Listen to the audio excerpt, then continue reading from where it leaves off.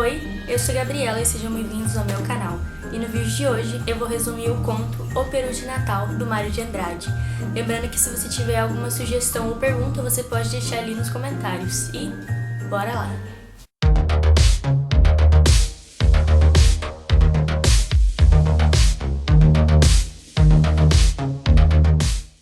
O conto então começa com um narrador chamado Juca, de 19 anos, contando um pouco sobre a família dele. E ele diz que é o primeiro Natal que eles vão passar em família após a morte do seu pai, que ocorreu há 5 meses. E ele diz que isso foi uma coisa muito decisiva para a felicidade da família, porque mesmo depois desses 5 meses, eles ainda estavam muito tristes, muito em luto. E eles sempre foram uma família feliz, no sentido de que eles eram pessoas honestas, sem crimes, eram uma família sem brigas internas e nem grandes crises econômicas. Porém, o Juca ele diz que seu pai ele tinha uma natureza meio cinzenta, ele só vivia no medíocre assim e era meio desmancha-prazeres. Assim, ele não deixava a família, por exemplo, aproveitar a vida como um todo, aproveitar o gosto pelas felicidades materiais, como por exemplo comprar um bom vinho ou coisas desse tipo. E o que estava incomodando o Juca, então, era que principalmente por estar chegando o Natal, ou seja, eles estarem vivendo uma época de Natal, qualquer almoço ou qualquer mínimo gesto trazia alguma lembrança dolorosa. Tanto que tem uma hora que ele até sugere para a mãe dele no cinema e ela começa a chorar.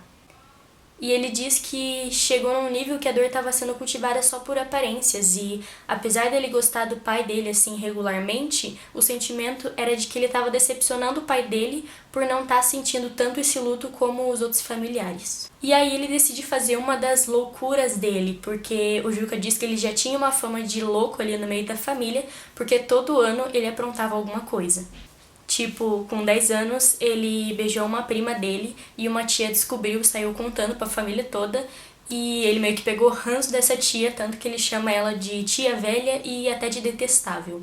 E isso foi tipo meio que o começo dessa fama dele de louco, tanto que tinha alguns parentes que usavam ele como um mau exemplo pros filhos.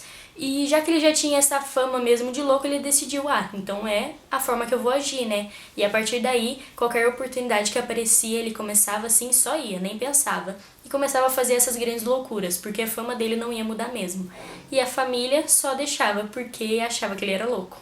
E eles tinham o costume, então, de todo ano fazer uma ceia de Natal, só que mais estilo cinzento do pai dele.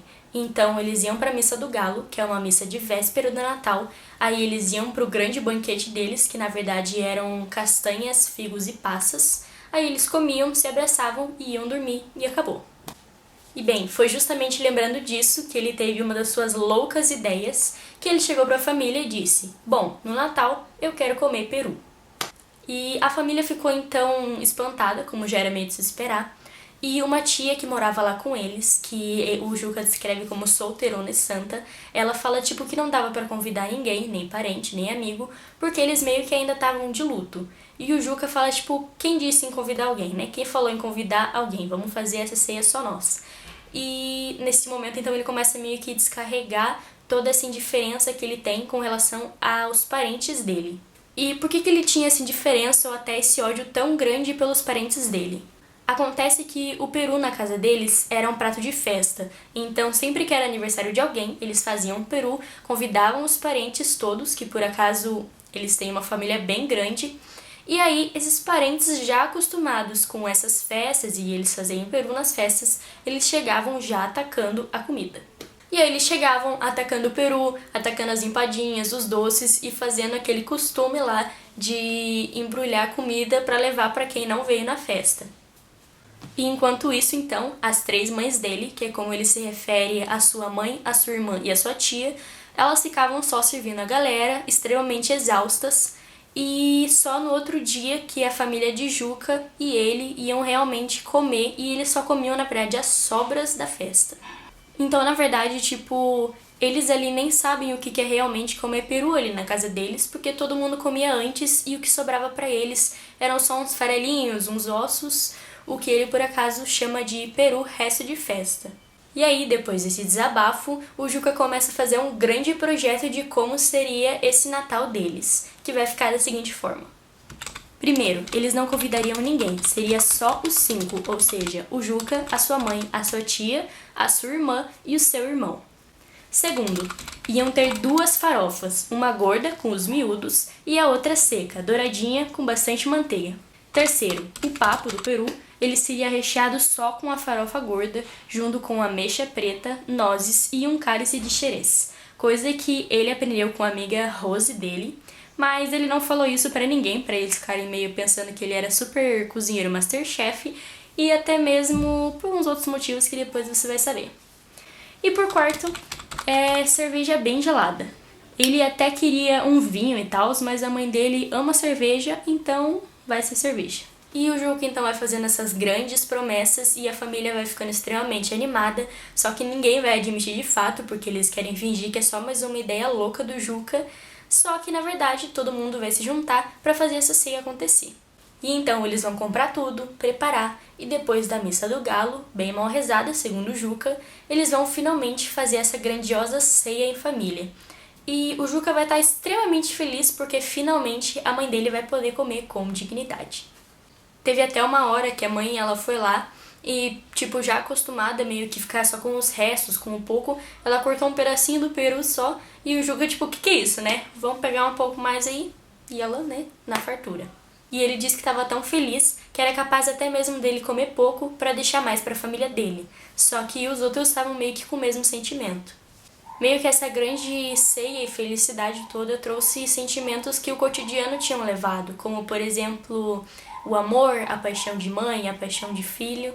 E aí o Juca se coloca para servir a galera, que era algo que a mãe dele normalmente fazia, e o irmão dele ali servindo a cerveja e tudo mais. E como a mãe dele sempre foi muito amiga e confidente dele, ele faz um pratão enorme e dá pra mãe dele, que fica extremamente emocionada e começa a chorar. Aí ele faz outro pratão, dá pra tia e a tia começa a chorar, aí a irmã começa a chorar e ele começa a se segurar muito pra não chorar também. E de repente, o clima da ceia muda totalmente, porque na verdade todo esse clima de choro foi associado ao pai dele. Então, mesmo que a comida estivesse perfeita, agora tava todo mundo comendo em silêncio, em luto novamente, como se a imagem cinzenta do pai deles estivesse ali no meio. Até mencionam, por exemplo, tá tudo bom, mas só faltou seu pai. E aí ele concorda meio fingidamente, né, porque ele já tá meio que cansado de todo esse luto. E ele começa a dizer, pois é, mas ele já deve estar no céu e ele gostaria de nos ver felizes nesse momento. E aí, aos poucos, cada um começa a falar desse pai e a imagem dele vai diminuindo e diminuindo até virar uma estrela brilhante no céu, ganhando meio que uma visão de santo, pelo tanto que ele já tinha feito pela família.